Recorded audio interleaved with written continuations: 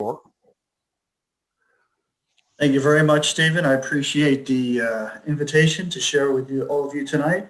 My name is Jim, and I am an alcoholic. Thank you again for the opportunity to sit and chat with a couple hundred of my friends this evening about one of the great miracles, and that is an alcoholic who recovers from alcoholism. And the reason why I say that it is a miracle is that it truly is. Up until when Bill and Bob got together, this was not something that happened very often at all. And yet today it's so commonplace that we forget that this is truly a miracle. As much as the blind seeing, the lame walking, and the deaf hearing is the alcoholic who lives a sober life each and every day. And so for that, I'm eternally grateful. My sobriety date is August 8th of 1980. I came in Alcoholics Anonymous at 17 years old, and I've never looked back. It was the single most important part of my life. It was a life-changing experience entering Alcoholics Anonymous, and I'm grateful to be able to share with you this evening this wonderful gift that I've been so freely given by so many. I grew up in northern Westchester County in a town called Yorktown. My mother was an alcoholic. I would come home from school finding her passed out or retching on the kitchen floor because she was a daily drunk. That's what I would come home to work from school to. And my father was an IBM executive. We lived in this beautiful redwood contemporary ranch on 5 acres. And it looked beautiful from the outside, but once you got inside, you saw alcoholism in its finest. And that's what I grew up with. From the very beginning, I felt out of place, like I was dropped off by a spaceship onto this planet. I didn't feel like I belonged. And that kept with me throughout. I was, that scared kid that was bullied often. One of the stories I like to tell is a story about being bullied on the bus. And I asked my dad if he'd, help me out with it. And I tell him what's going on. He says, I'll take care of it. Don't worry about it. The next day I get onto the bus on Route 134 and heads down 134, makes a left on Shadeen Road, and then it comes to a complete stop. Now, there's no bus stop there. I know this. The bus door opens and my father walks onto the bus in his IBM suit, and he points me in the back of the bus. He says, that's my son, Jim Kelly. If you bully him anymore, you're going to have to answer to me. I'm going to talk to your parents. He walks off the bus, and guess what happened? It got 100 times worse. That experience taught me that I should never ask for help from anyone. And I spent an awful lot of time trying to solve my own problems because I didn't think I could ask for help from anyone. And that's how I lived my life. My mother came into Alcoholics Anonymous in 1971. The marriage split up. We moved from that big, nice ranch house into a garden apartment in town. My mother went to meetings all the time. Her life consisted of talking on the phone, chain smoking Marlboro 100s, and drinking coffee. And that's what I thought AA was all about. She had a big book. But life did get better. It got a lot better. So it was the summer of 1971. My mother was sober around 4 or 5 months. My brother and sister were away at camp. I was home. And she wanted to go to a meeting at the Sobriety Unlimited group down in Mount Vernon. And that's where the cops and robbers held court. My mother was a very stern German woman. So all the way driving down to Mount Vernon, she says to me, don't talk to anybody, don't touch anything, don't look at anyone, don't embarrass me in any way possible. That was repeated probably 20 times before we got to Gramerton Avenue, which was the Skid Row of Mount Vernon. And we stepped over some drunks and walked up the narrow staircase at Sobriety Unlimited to go up to the meeting room. And we go through the door, and there's a huge cloud of cigarette smoke, which was commonplace back in the 70s in AA meetings. People standing around drinking coffee. My mother pointed out to a chair and told me to sit there and keep quiet. But there was something in the room that caught my attention as soon as I walked in. And I wanted to ask her about it, and she said, just be quiet, the meeting's starting. So the meeting goes on. It ends with the Lord's Prayer. Back then, nobody held hands when they said the prayer. And my mother finally says, well, what do you want to ask me? And I said, Mom, there is a fully decorated Christmas tree here, and it's July. Don't you find that a kind of odd? She said, well, the people of Alcoholics Anonymous feel that sobriety is a gift and that every day is Christmas for the sober alcoholic.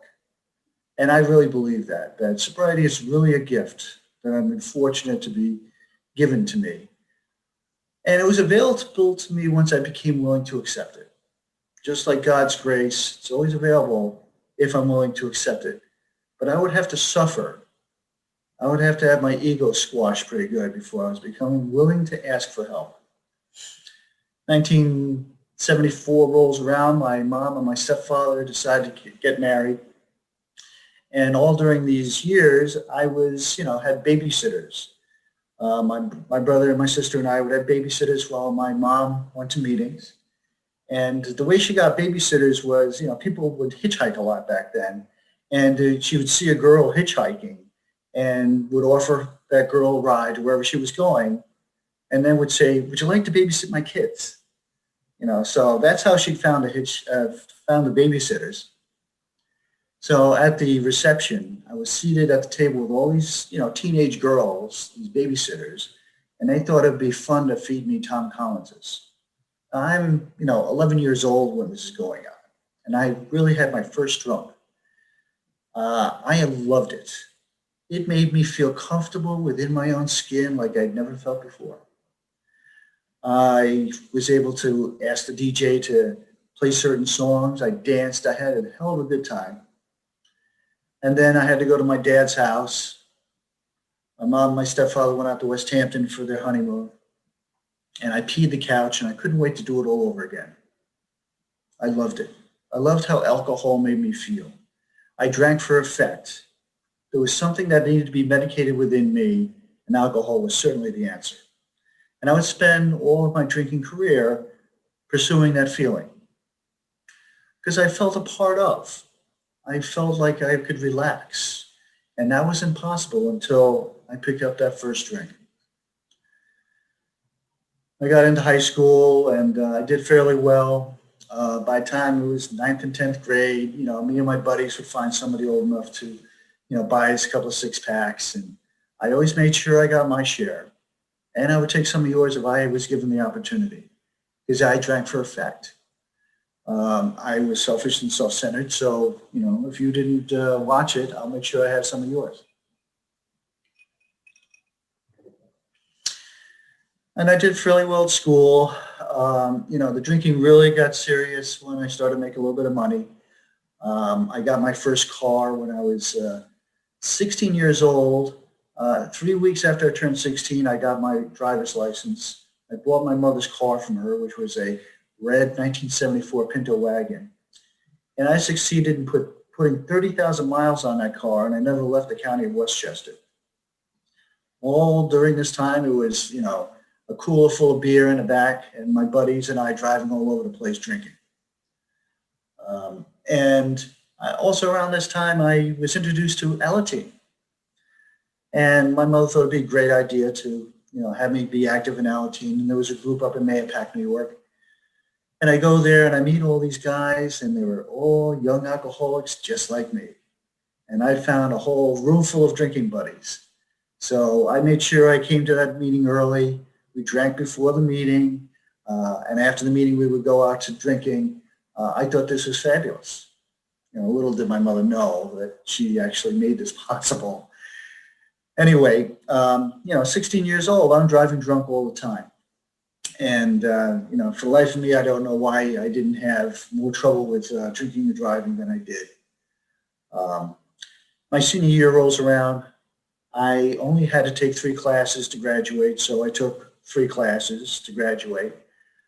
I worked full-time at a nursing home in the kitchen. I was making $9 an hour, which in 1979 was a lot of money. And I got a beautiful car, a 1977 Pontiac Firebird.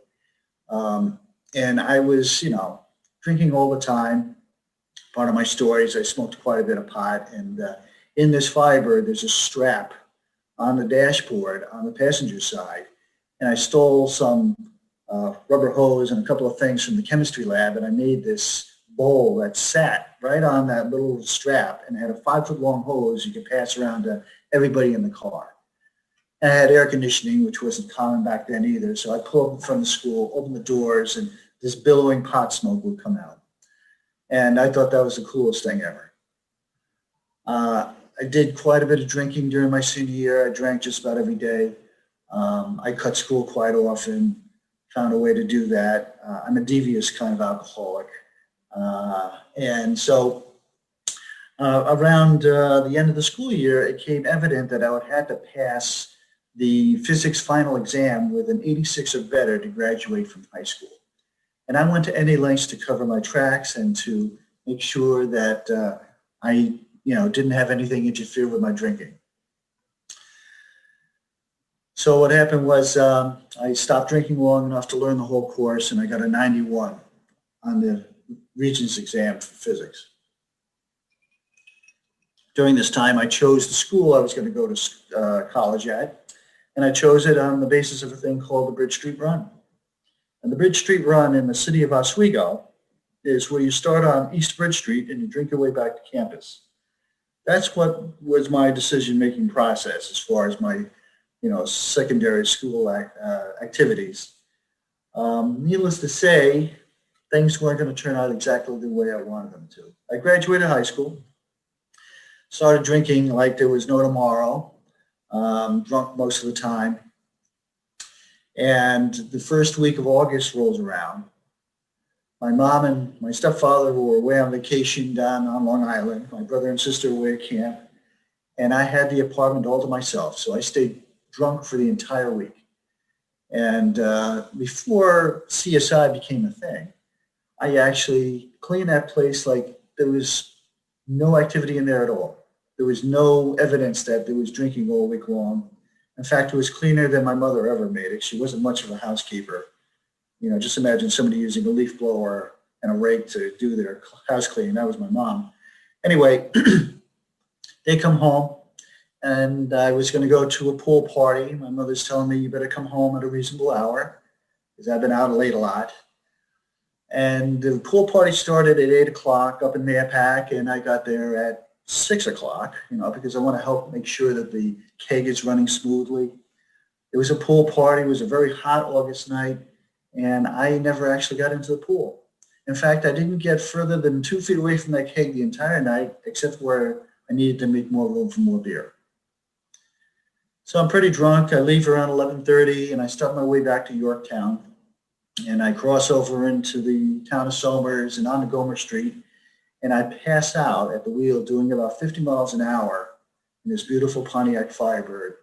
Gomer Street kind of curves to the left. I went straight, and I hit a telephone pole, and I totaled that car. And that's what I call my moment of grace, where I could not escape the fact that my trouble was directly related to my drinking. That's what it took. I smashed the windshield with this hard Irish head. I scraped my chest on the steering wheel. People didn't wear seatbelts back then. The telephone pole was laying in the street, and I was able to connect my trouble with my drinking. Across the street, the lights came on in the house. I knocked on the door and asked to use the phone since cell phones weren't around either. And I called my mother up and I said, I've been out drinking. I just totaled the car, and I think I should go to AA. And my mother let loose with a stream of obscenities that I don't think has ever stopped. That woman could, out-curse a longshoreman. She put my stepfather on the phone. He came out to pick me up at Gomer Street. The town cops came and told me to sit in my dad's car and they'll take care of everything, which, it was pretty rural. It was the early 80s. I mean, they didn't give out DWIs like they do today. We go home to more yelling and screaming. And I pass out of my bed. It's probably like 1 o'clock in the morning. And the next morning I woke up, it's probably early afternoon, woke up and my mind was telling me I was too young and, it was all a mistake and, it couldn't, yeah, I'm not an alcoholic and, the denial machine was in full force. And then my mom walked into the room with a list of names and numbers of guys in AA who were family friends and said to me, if you're going to go to AA, you're going to have to pick up the phone and make a phone call. I will not be your AA concierge. I will not be your AA taxi service. So she basically told me that I would have to own my recovery. And thank God she did that. Thank God she forced me into a place where I had to ask for help. That's the most spiritual thing an alcoholic can do when they come to AA is to ask for help. We should never cheat the alcoholic out of that opportunity because that's the place where they are willing now to accept some help where they wouldn't have been before. I made a phone call and one of those guys came to pick me up. He brought me to an open meeting at the Bedford Village Group. It was a meeting that Bill would go to every so often because he lives not far away at Stepping Stones. Two young guys noticed that I was new to AA. I had this pasty white complexion, a Fu Manchu mustache, long scraggly hair. I looked like I hadn't seen sunlight in probably years because I was so, pasty white. So they noticed I was new to AA, and what those guys did was they taught me how to identify with speakers. It was once said in AA that you should identify, not compare. And just looking at the Hollywood squares here, we're all a little bit different. We all come from different walks of life. We drank in different places, under different circumstances. And yet we have this common problem called alcoholism. And I should see what I have in common with all of you. I sat and I listened to people who were much older than myself who drank in hotel bars and things like that. I mean, I drank at the end of dead-end roads with my buddies. And yet I identified. I kind of knew I was in the right place. Now, those two guys were in their 20s, one of whom was nicknamed Jimmy the Hat. And like most AA nicknames, they don't have any connection. Jimmy never wore a hat. I don't know why they call him Jimmy the Hat, but Jimmy the Hat he was. He was 22 years old. He was sober a year and a half. I come to find out later that I was his first pigeon. And he told me that if I wanted him as a sponsor, I would have to join his group. It was the Crow Hill group in Mount Kisco. And by today's standards, you would call it a military-style AA group. They were not the kind of people who were going to pat me on the head and say, come on, Jimmy, let's get sober. But what they did was they laid out the kit of spiritual tools for my inspection. They showed me what sobriety looked like, not so much by what they said, but what they showed me how they lived. And I wanted a piece of that. And one of those guys was a guy named Jack Brennan. He's been dead for many years. He got sober in the 1940s. He was a prominent part of that cops and robbers crew. And he used to say, and I agree entirely with him, that I'd rather see a sermon than hear one any day. The way I can demonstrate what sobriety looks like is best by the way I live today. Not the words that I say, but how I live.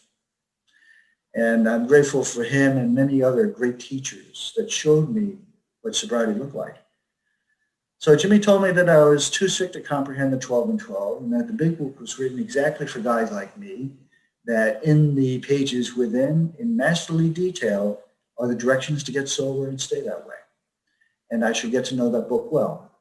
And after a while, I looked around the room, and the people who seemed happiest in sobriety were the ones who knew the big book well. So I thought maybe if I do what they did, I would get what they got. And it's true. That's truly what happened. Now, they didn't let me share, except for beginners meetings, my first 90 days. They didn't let me share at step meetings where I hadn't experienced a step. They told me that I was given 2 ears and 1 mouth for a reason, that I should probably listen twice as much as I talk. And thankfully, they did that for me too. Because early in sobriety, I was sitting there full of this wonderful wisdom that I needed to pass on to you about how to get sober.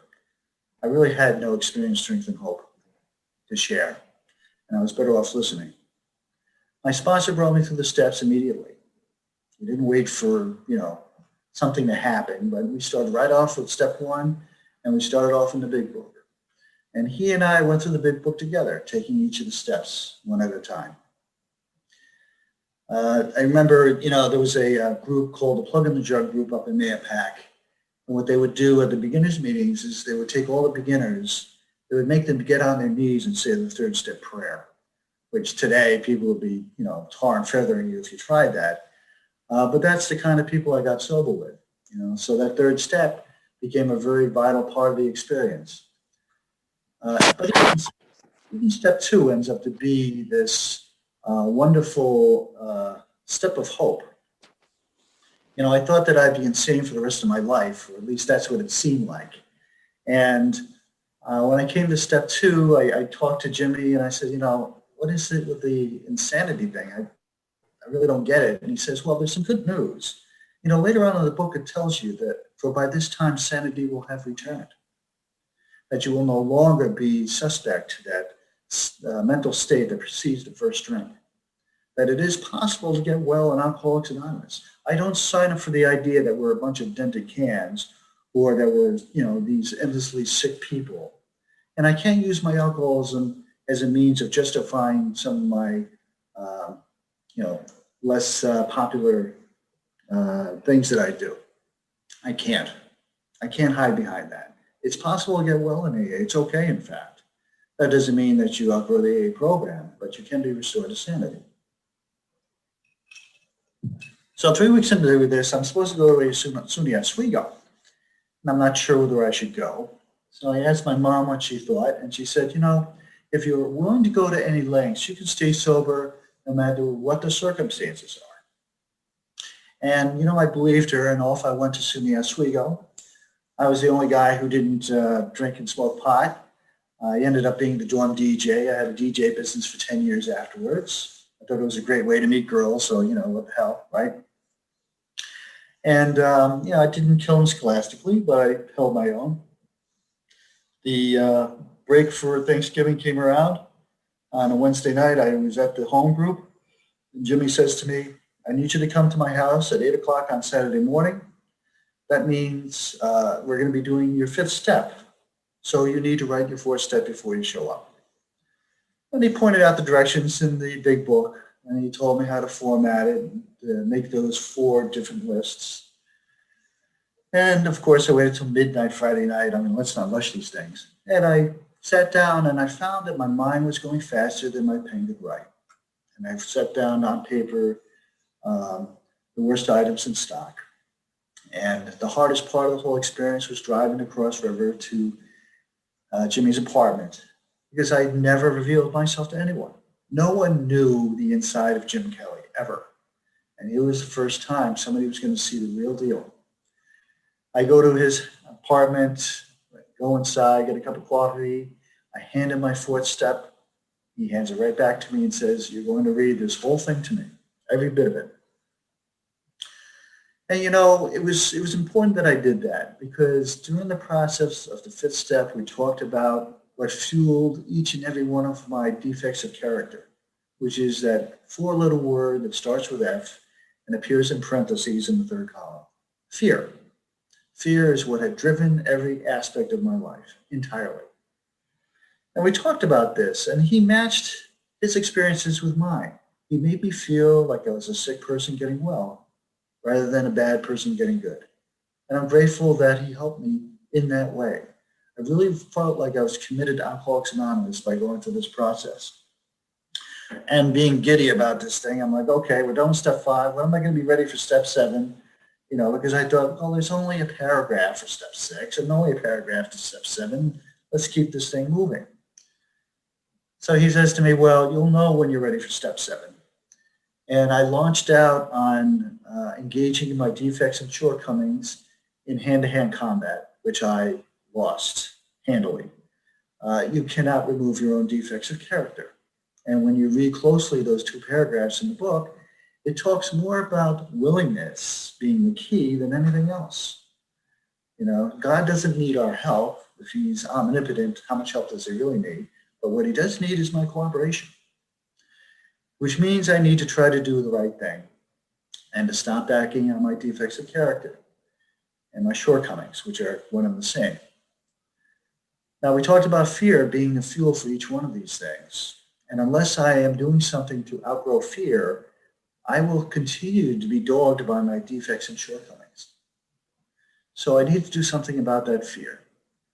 And I oftentimes when I talk about this, I talk about the theory of displacement. If you take a half glass of vegetable oil and you start pouring cool water into it, being that the oil floats on the water, you will, in short order, displace that oil and be left with a glass full of cool water.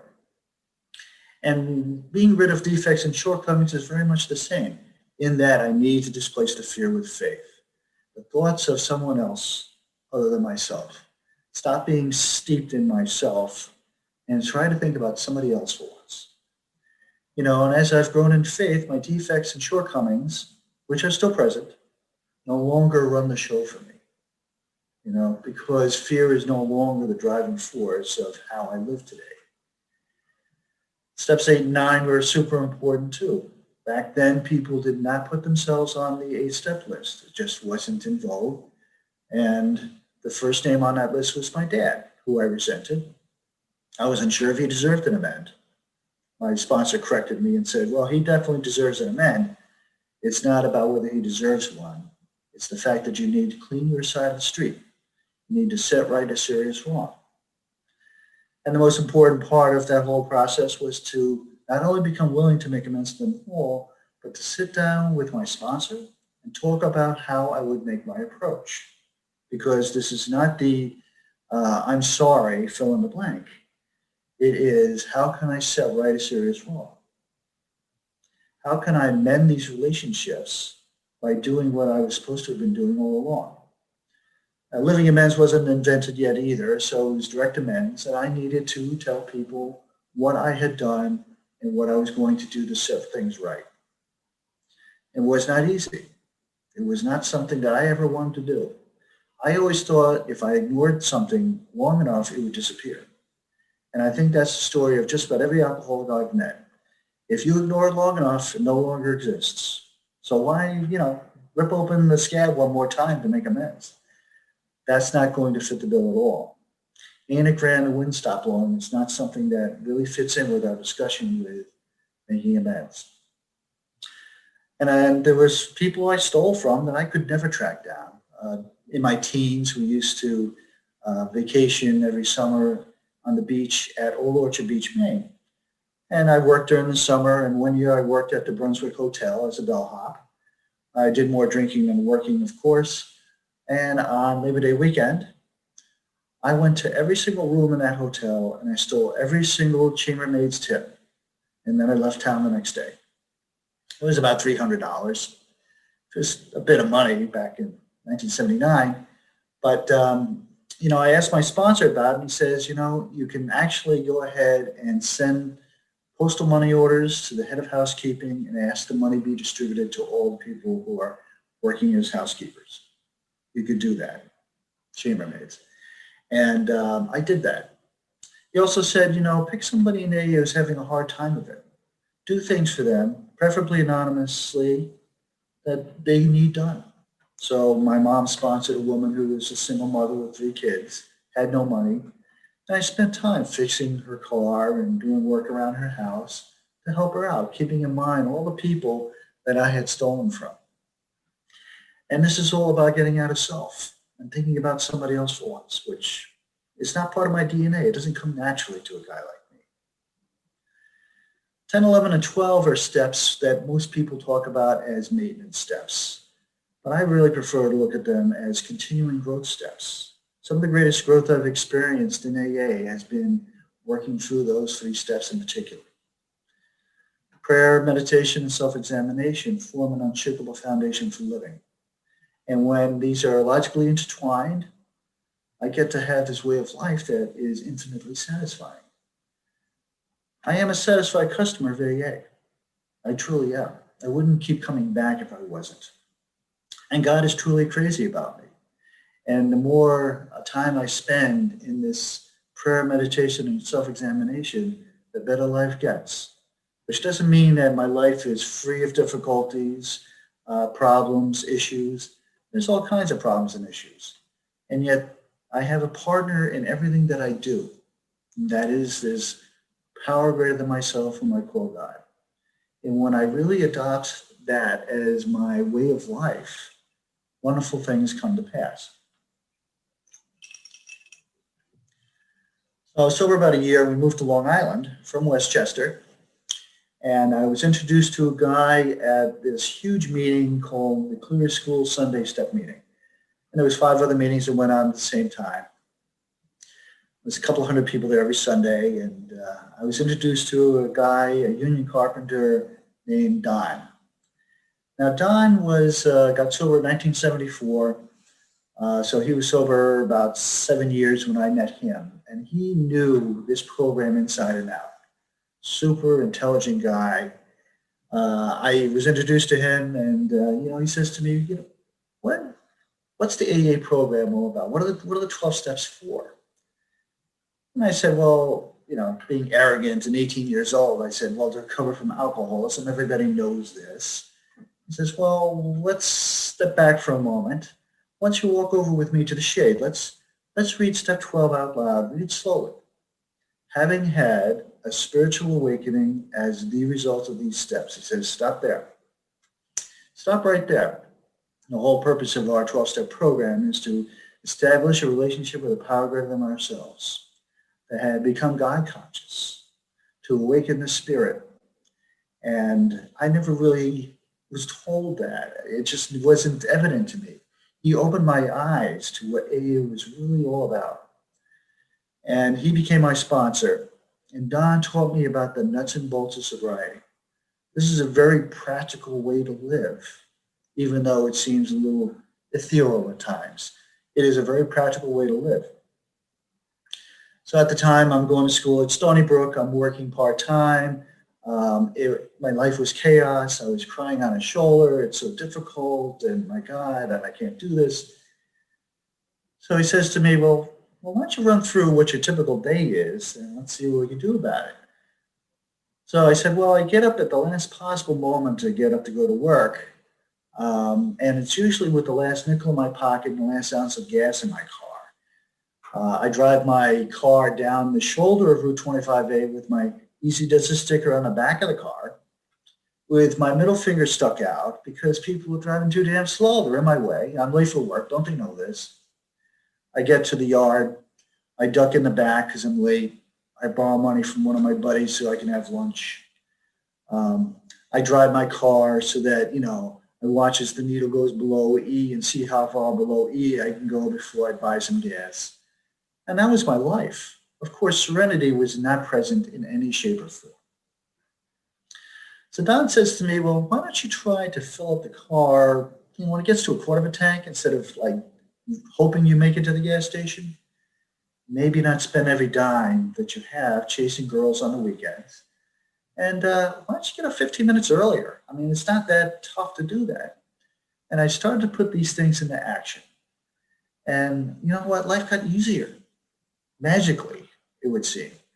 But, as it turns out, life is full of a lot of repetitive things. And if I plan a little bit about them, I can take care of the things that show up, without warning. And that's what Don said. Don said, use that 15 minutes in the morning to maybe think about what's coming at you. Think about the day ahead. What do you have to face? Because it's not a big surprise most of the time. And that way you are not surprised by all these things. Of course, I'm not sleeping at night. So Don says to me, you're probably laying in bed, rehashing the whole day, and then preparing the entire day, the next day, which you haven't even gotten to yet. I said, yeah, usually until about 2 o'clock in the morning, maybe even later. He says, well, why don't you try to, when your mind wanders, go to the idea of blackness or something innocuous like that, something featureless. And every time your mind wanders, go back to that. And after a little while of trying this, I was able to fall asleep at night, putting my head down on the pillow. He was teaching me the very basics of what can be called meditation. There is the discipline of the mind in meditation. Now, meditation was a word that scared the hell out of me. I thought it was sitting on the top of a mountain in Nepal saying, oh, and that was just not within my realm of possibility. That's just not what I signed up for. Thank you very much. But when you read through pages 85 to 88, there's definite instructions about meditation, prayer, and self-examination that I could take full advantage of if I take the time to read through it. And the kind of meditation they talk about is a Christian form of meditation that was very common in the Christian church back at the end of the 19th century and beginning of the 20th century. That's what these guys were talking about in the big book. The Eastern forms of meditation were relatively unknown in this country in the 1920s and 30s. So that's the kind of meditation that I started off with. No one can build a house without envisioning a plan for it, which is coming straight out of Emmett Fox's writings. Now, Emmett Fox was a very important part of how our spiritual program was put together. Al Steckman was a guy who Bill sponsored, and Al Steckman was the son of Emmett Fox's secretary. And in the mid-30s, those guys in New York would go to Emmett Fox's talks at the Hippodrome and at Carnegie Hall on a regular basis. One book that was used widely by membership in AA back then was Sermon on the Mount, which was published in 1934 by Emmett Fox. And many people would receive that as newcomers. I did in 1980. I didn't read it right off the bat. But from that book, a lot of our program comes when it comes to prayer, meditation, and self-examination, that there was something to this whole idea. So instead of being shot out of a cannon each morning, which was how I was living, I started to take a little bit of time to do prayer and meditation. One of my sponsees is a big meditator, and I always kid her that she has a black belt in meditation. My meditation is 10 to 15 minutes on a good day, but it really doesn't take all that much to be effective. In fact, I can lapse into a little bit of meditation at any time of the day that I need to be reconnected. All I have to do is step back from the stream of life to take full advantage of it. I never did finish my degree in college. I ran out of money. I went to school for psychology and political science. I ended up working as a well driller's helper, and then I got an opportunity to join the plumbers union and go through the apprenticeship program. And my life has been characterized by a series of opportunities laid at my feet because I was open-minded to the idea. I really didn't have any kind of idea of how my life should look like. That would come later. And I went through the apprenticeship program, and I became a union plumber. I'd love to sit here and say, I made rules of money and I've been wildly successful ever since. That wouldn't be the case. I was sober 5 years, and I ended up getting married, and it lasted a year. I was very immature, and so was she. So when they tell you you get your marbles back after 5 years, all you got is a bag of marbles, so don't get all excited. I had to make my mistakes. I had to learn from them. I had to learn that there was a way to live this life, and it was all about service. It was all about thinking of others. So fast forward to the early 2000s. Actually a little bit earlier than that. No, late 1980s, I was sponsoring a couple of young guys. There was a guy named Sean who was a surfer, a 17-year-old surfer, and a 20-year-old guy who dropped out of college named Dean. We used to go all over the place with each other. Back then, there was another guy that I became a sponsor. His name was Guitar Harry. He was one of these guys. We had a little beach meeting back then, and he'd get to the beach meeting early, and he used to sing and play guitar, and, he was very popular that way. And I remember him telling a story one time, and this illustrates how alcoholics can be so dishonest as to create more problems for themselves than possible. So Harry was talking about when he was out drinking, he was, having fun talking with an English accent.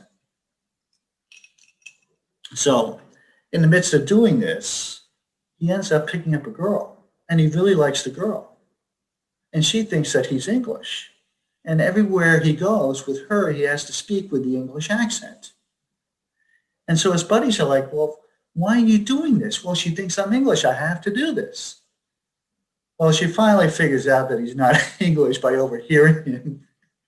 And the whole thing comes crashing down. The whole idea behind the story is alcoholics misrepresent themselves because they don't believe that they're worth themselves as themselves. And it's important to be yourself. Why have somebody fall in love with the English version of you when you can't maintain that English accent? And that's in various iterations. So the other two guys and I used to pal around all the time, and we went to this meeting out in Waynescott, Long Island.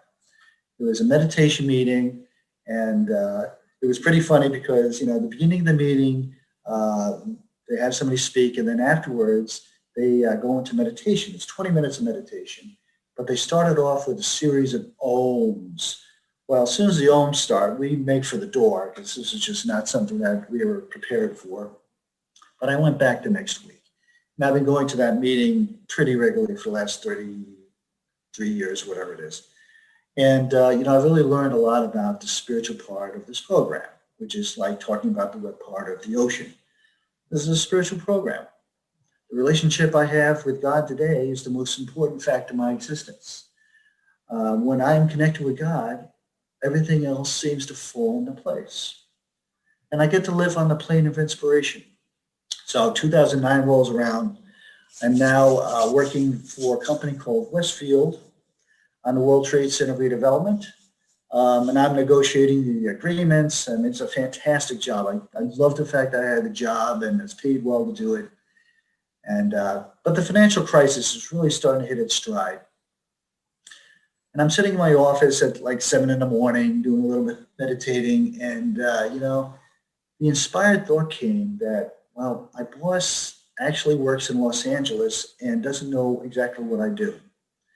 So I came up with the idea that I should send her a weekly report about what exactly I'm working on. She gets the first report and she calls me up and says, "This is fantastic. I get to use this as part of my report to senior management. You're helping me out so much and you're adding so much value to this." And it was just this inspired thought that came out of meditation. Now, a couple of months later, when they decide to close the office and lay everyone off, they do so, but they hold on to me and they offer me a job out in Jersey running their largest mall, which I took. I was out there for 3 years, and I was told that I was supposed to go back to the World Trade Center, and they told me that I wasn't going back, that they were going to use some guy from London, and he was going to run the show. I didn't fight. I was disappointed, but I didn't say anything. What I did say to myself, and this is the prayer I say to myself each day: God, place me where I may be a maximum nuisance to you and my fellows. I made one phone call to a friend of mine in the real estate industry in New York, who I worked with. And she said, "Oh, give a call to Jeff. I think he's got a couple of buildings coming up." And I was offered a job managing a 25-story office building down in Soho. Fantastic opportunity. And I get to apply spiritual principles in my business life. So that building is full of tenants. If I could put 10 more stories on that building, they would take the space. They love being there. They understand that they're going to be taken care of. People want to do business with me because they know that they'll be given a fair shake, that we establish a partnership, that their success is my success. I enjoy going to that job because I get to practice these principles in those affairs too, all my affairs, not just the ones that are convenient. And business is a great place to practice these principles. And it affords me a tremendous amount of latitude. There's several sponsees on this meeting tonight, and I get to talk to them throughout the day. I do send out an email every morning and have for the last 20 years on the big book. It goes out to about 5,000 people. You can send me a text message with your email address, and I'm happy to add you to it. I sponsor people all over the place now. Because of Zoom, I get to sponsor people in Australia, India, across the United States. I have the opportunity to walk people through the steps. Um, One of the things I found out is that AA does a crappy job of preparing people to be sponsors. And how I came to that conclusion is I kept getting calls from sponsees. Well, what should I tell them to read in the big book about step two? Where's the third step prayer? It's like they needed a little bit of coaching. Now, people learn a little bit differently today than they did back in the 30s. So I recognized this and spoke to another friend who sponsors a lot of people, and we created this sponsor's handbook, which tells you what to read for each step, just as like a CliffsNote kind of thing. And, I do my very best to do whatever I can to carry this message. I also run a speakers meeting like this one, although quite a bit smaller, called the Heavy Hitters on Thursday nights at 7 o'clock. My home group is the Into Action Big Book Step Study.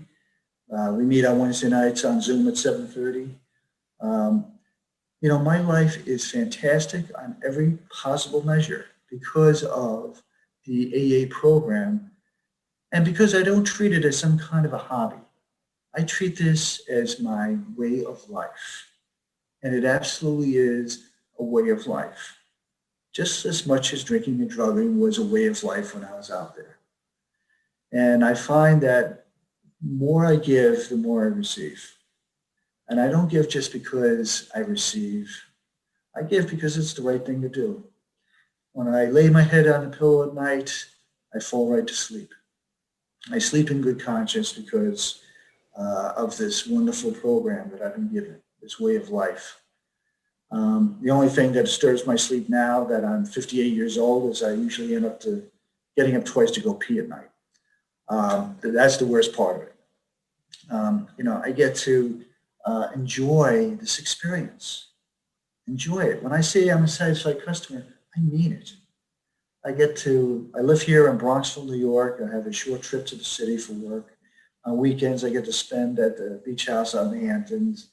There's a beach meeting that happens during the summer that we do prayer meditation at on the beach as the waves are crashing around us. On Zoom today, it happens on Saturday mornings at 8 o'clock. We get people from all over the world to go to this little meditation meeting that we created 12 years ago on the beach. There's no finer thing than to carry this message. And one more thing, and then I'll shut up. I'm a student of the Big Book and of the history of Alcoholics Anonymous. And in the Multilith, the original writing of the Big Book, the 12th step said something a little bit different than what it says today. So the 12th step said, having had a spiritual experience as the result of this course of action, we tried to carry this message to others, especially alcoholics, and to practice these principles in all our affairs. And I think they got it right the first time. I have an opportunity each and every day to carry this message. And it doesn't have to be to alcoholics. It can be everyone around me. And so I get to be the same guy who steps over the threshold out of a meeting that you'll meet on the street. I still drive too damn fast, but I don't, give the middle finger out. All these things are possible because of this wonderful, wonderful way of life, the miracle that is Alcoholics Anonymous. Thank you very much for listening tonight.